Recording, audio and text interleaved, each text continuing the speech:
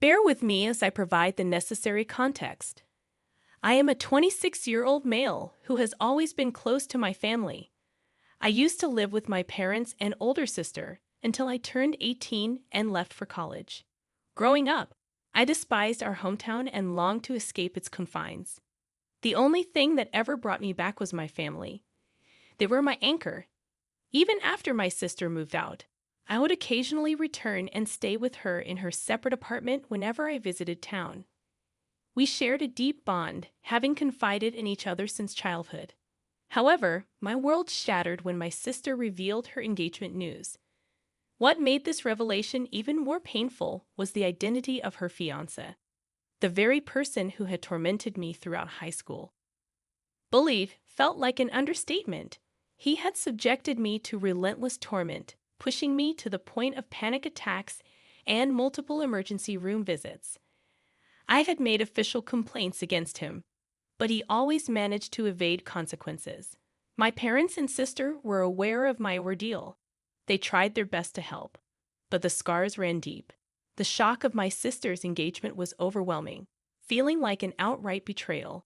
I couldn't fathom how she could be with someone who had caused me such immense suffering. In that moment, I couldn't even look at her. I fled our parents' house, desperate to escape the suffocating grip of panic. I spent that night in a hotel, ignoring frantic calls and messages from my family.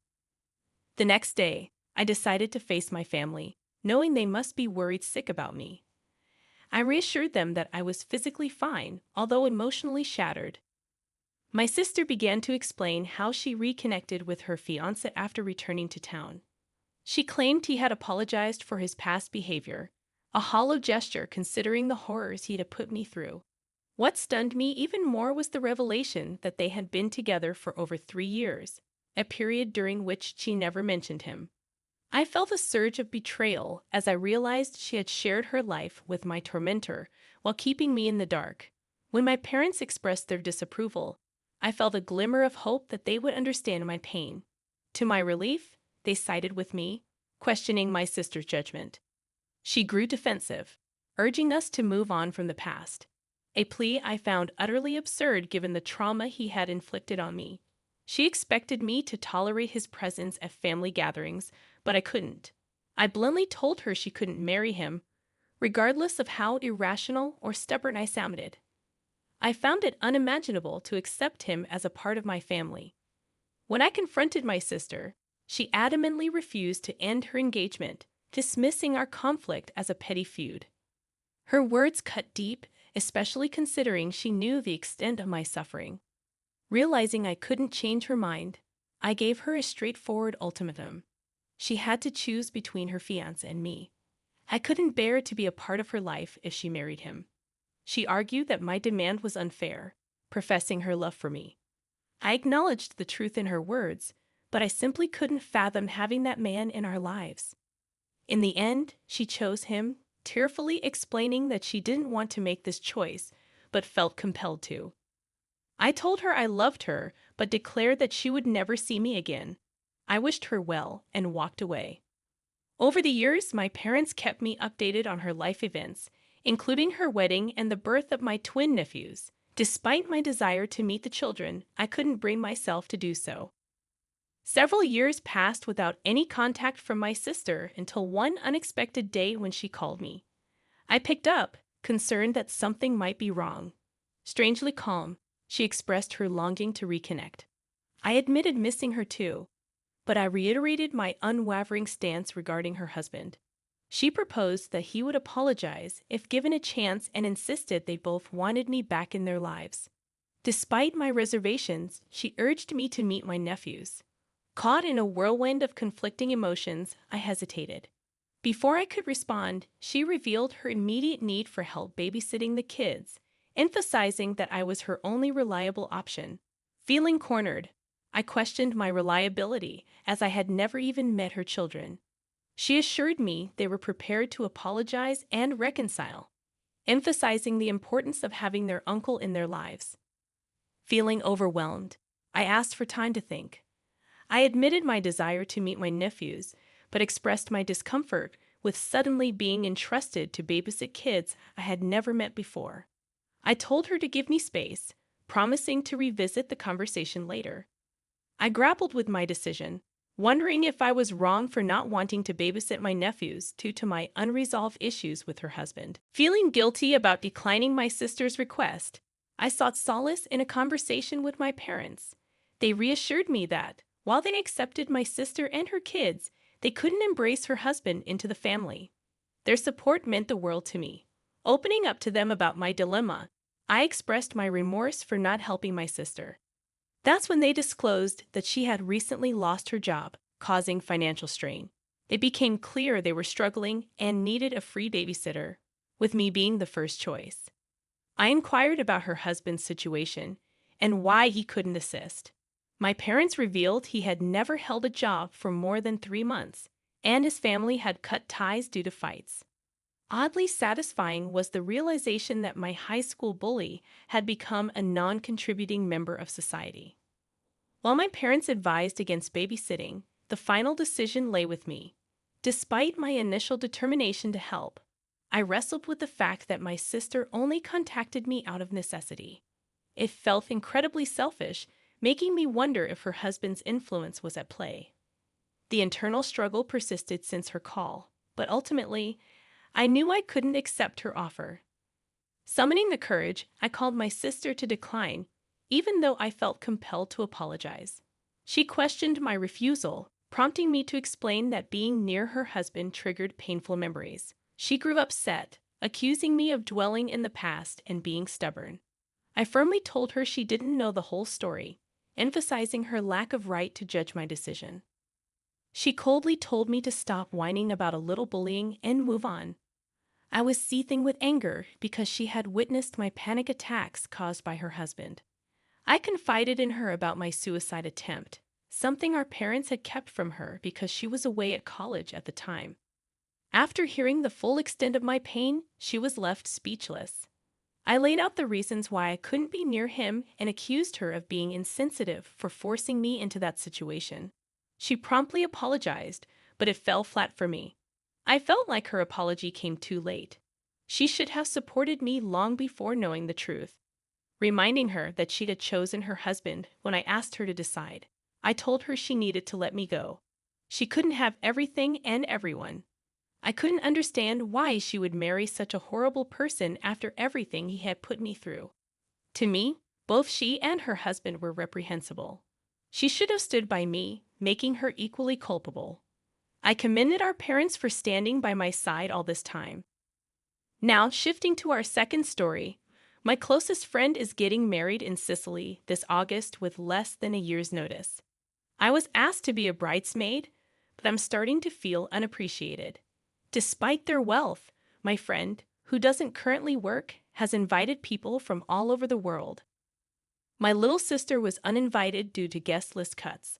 They chose a 5-star hotel for the venue, expecting guests to pay for their own accommodations from Thursday to Monday. Moreover, there's a Shabbat dinner, but the bridal party isn't invited because there's not enough space.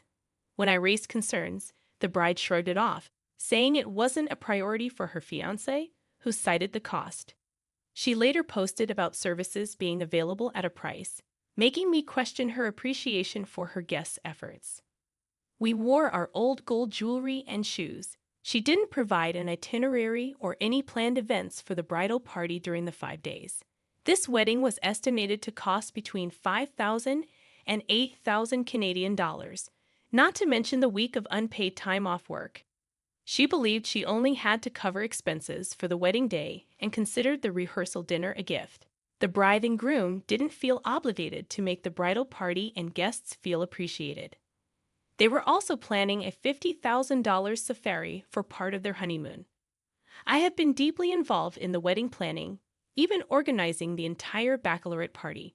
However, my efforts were marred when my friend relayed a negative comment from one of her friends about the baccalaureate location after I had already planned the trip. When I expressed feeling unappreciated, she did apologize, but it left me questioning my decision. Am I the asshole here? My friend's family and others are advising me not to go, considering the substantial cost of $5,000, plus a week of lost wages and being entirely on someone else's schedule. They suggest I apologize with vague comments about wishing them the best but explaining I won't be able to make it. They're convinced that I shouldn't go, arguing that I shouldn't spend such a significant amount on something like this. Furthermore, taking time off or losing a week's pay for this event seems unreasonable. While I'm willing to go to great lengths for my best friend, it appears she's expecting too much without considering the financial impact on me. Hey, if you're enjoying this video so far, don't forget to hit the like button. Let's dive into our next story. I, a 31-year-old female, met Lisa, a 36-year-old female, in my accounting class, and we bonded as adult students. Lisa was severely behind on her homework due to a pipe break at her place. She and her 2 daughters had to shower at a hotel on weekends and make do with sink wash-offs during the week. Despite her challenging situation, she took on 7 classes this semester to graduate on time in May.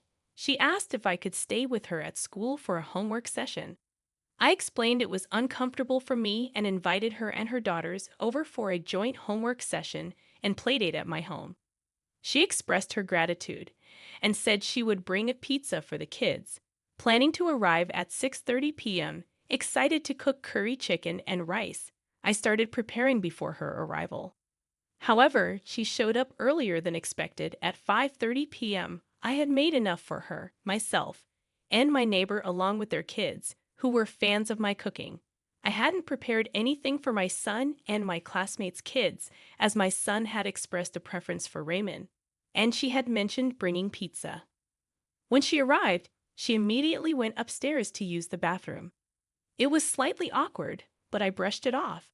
However, I noticed she hadn't brought any pizza, so I inquired. She explained she got her 2 daughters Wendy's instead. I asked her daughter's age, and she said 5, although she looked older and taller than my son. The mom corrected her, stating she was 3 and had a speech impediment. Despite noticing the kids asking for food, I didn't offer them my leftovers, thinking it wasn't my responsibility. Later, the kids expressed their reluctance to leave, and the mom asked if they could spend the night. Overwhelmed and considering it was a weekday, I declined. Am I the asshole for not sharing my leftovers, which consisted of 1 piece of chicken, rice, and veggies, and refusing to let them spend the night? I did provide the kids with snacks like popcorn and Oreos. She mentioned the 9-year-old's Wendy's meal had been accidentally thrown away. Second edit. I invited her over for dinner, but she declined, citing her class that night. I suggested the kids could come over when she attended class instead of staying with their dad. This was what she had told me about their routine. After discussing her situation, she revealed they were homeless and washed up at school due to broken pipes.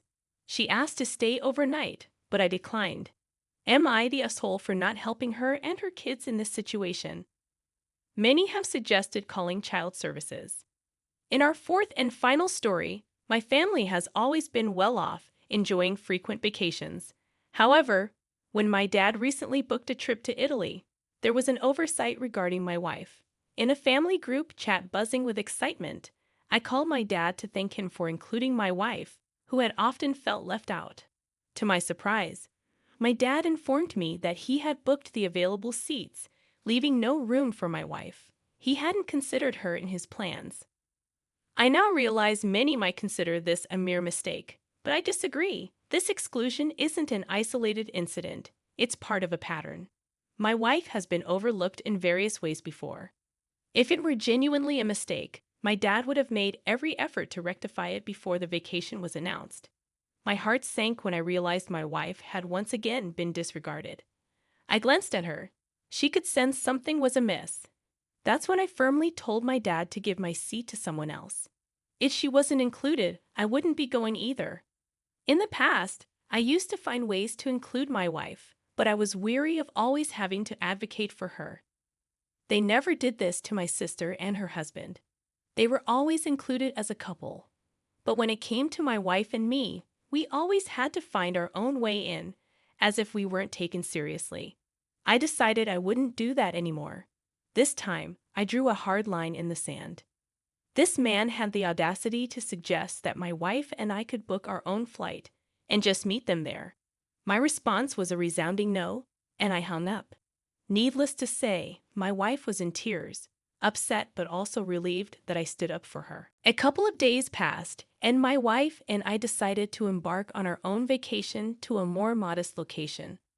A large rental cabin with her family, who are incredibly supportive.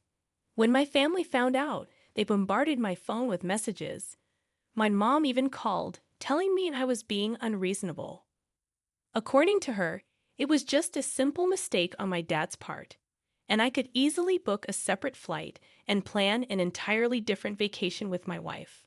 I explained to her that this was about the consistent exclusion of my wife from every family-related event since our marriage.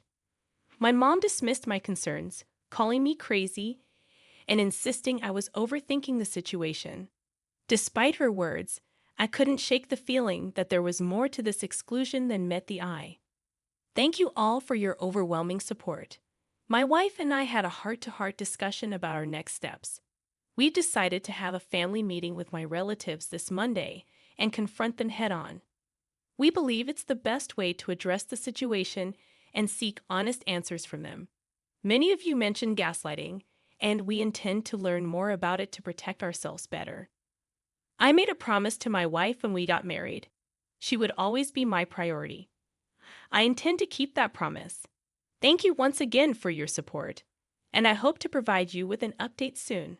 Best wishes to all.